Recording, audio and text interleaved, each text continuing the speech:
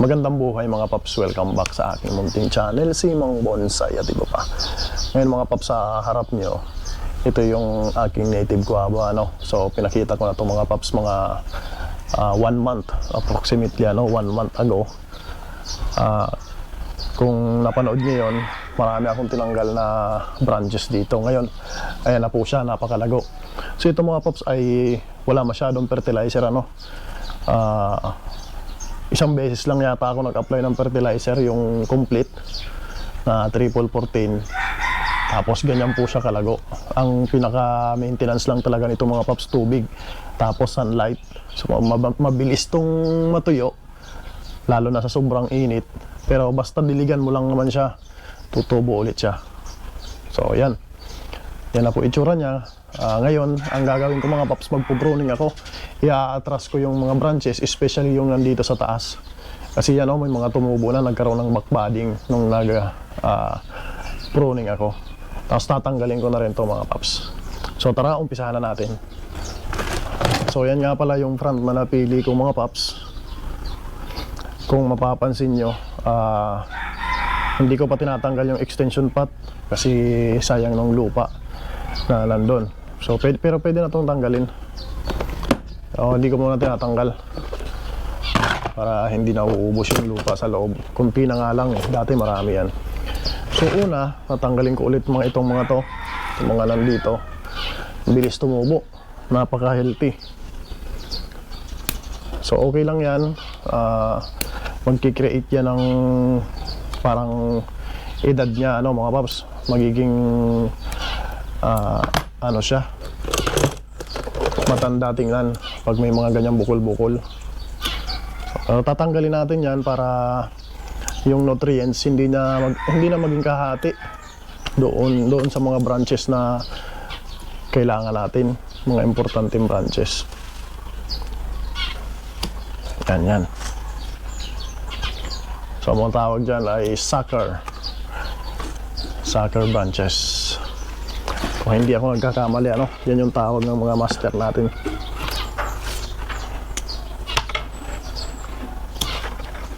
So napakarami, kung sino pa yung mga branches na hindi natin kailangan, sila pa yung napakalulusog, napaka-healthy.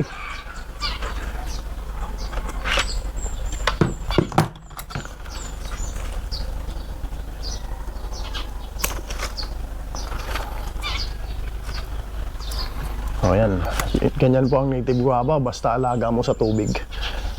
Napakarami talaga, napakalusog. Kung mapapansin nyo mga paps, wala siyang masyadong forma, walang taper, Tapos napakahaba nito, tapos nandito lang yung foliage at branches. So ang pinaka style kasi na gusto ko sa kanya, parang literati lang, literati, tapos may cascading.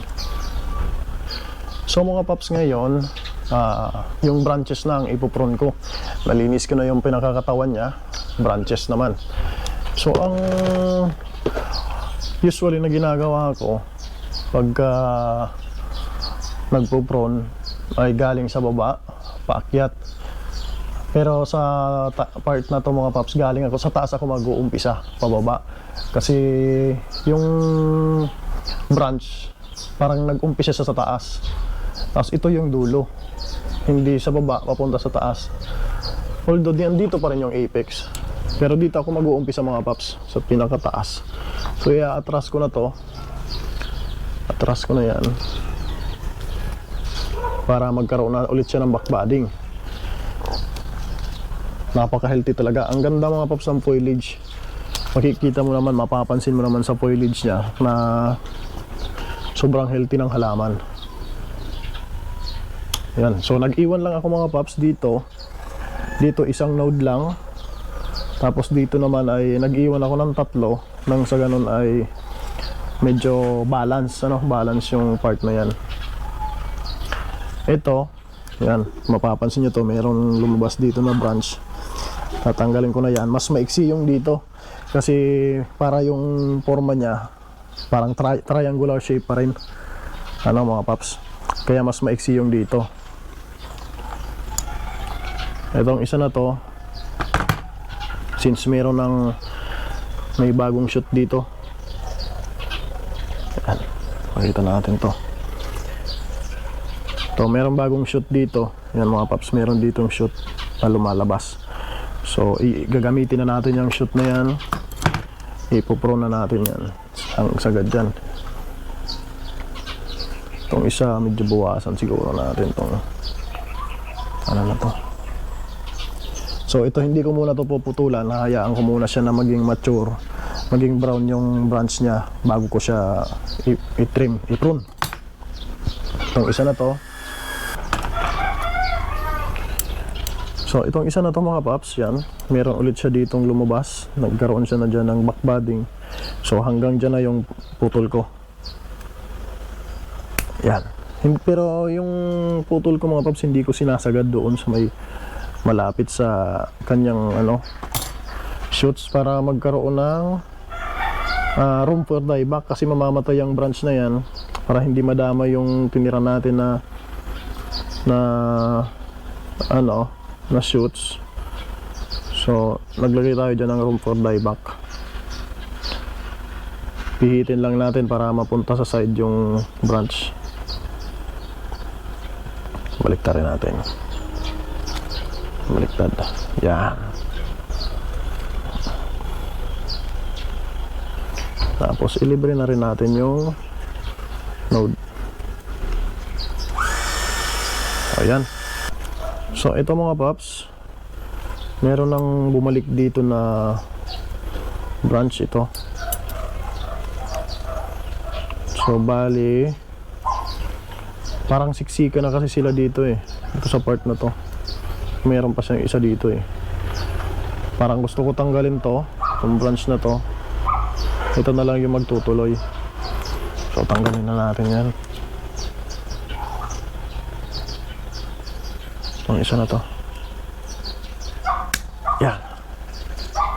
So yun, mas maluwag.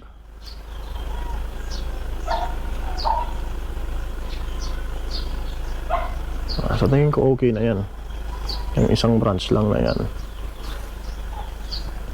Ito, itong isa na to, wala kasing bagong shoots Kasi pagka pinutol natin yan, baka mag-dieback. Itong isa na to. Ito sana maganda, itong part na yan May node dyan.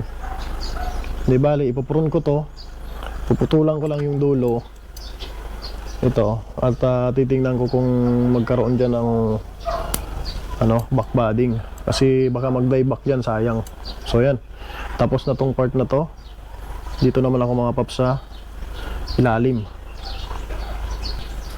So pagdating dito mga paps, meron na ditong nag-back bud sa likod. Meron din dito isa, pero dito ako magpuputol, dito sa may na yan. Yan. Kasi titingnan natin kung magagamit pa natin to. So standby lang tong na yan. Dito naman, dito rin ako magpuputol. Although meron na dyan lumabas sa dulo niya. Kasi dapat maiksi, papahaba. Mga paps, ganun dapat yung forma.